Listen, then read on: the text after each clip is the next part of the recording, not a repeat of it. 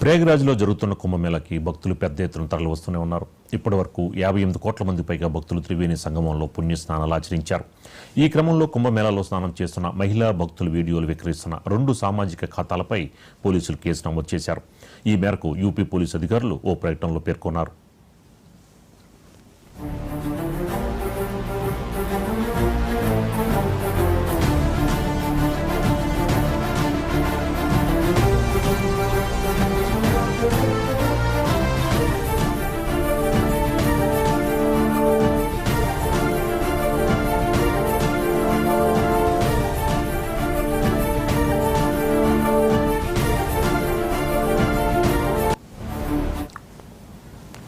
మహిళల గోప్యత, గౌరవానికి భంగం కలిగించే ఇలాంటి వీడియోల్ని కొన్ని ప్లాట్ఫామ్స్లో అప్లోడ్ చేస్తున్నాయి.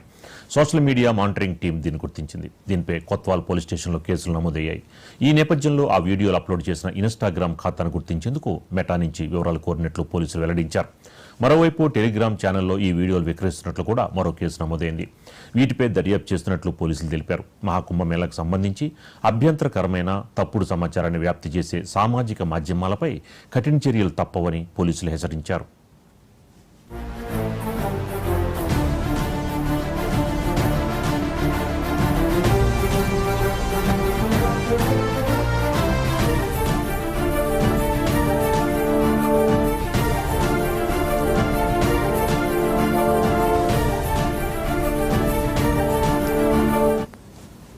జనవరి 13 మొదలైన మహాకుంభమేళా కార్యక్రమం ఫిబ్రవరి 26 వరకు కొనసాగుతున్న విషయం తెలిసిందే.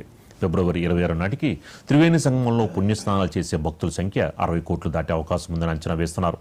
తొలుత దీనికి 45 కోట్ల మంది మాత్రమే వస్తారని అంచనా వేయగా ఊహించిన రీతిలో భక్తులు పోటెత్తారు. ఫిబ్రవరి 14 నాటికే 50 కోట్ల మార్కును అధిగమించి తాజాగా 55 కోట్ల మార్కును చేరుకుంది. జనవరి 29న మౌని అమావాస్య రోజే దాదాపు 8 కోట్ల మంది ప్రయాగరాజ్కు రాగా, మకర సంక్రాంతి రోజున 3.5 కోట్ల మంది, జనవరి 30న 2 కోట్ల మందికి పైగా భక్తులు పుణ్యస్నానాలు ఆచరించినట్లు యూపీ ప్రభుత్వం పేర్కొంది.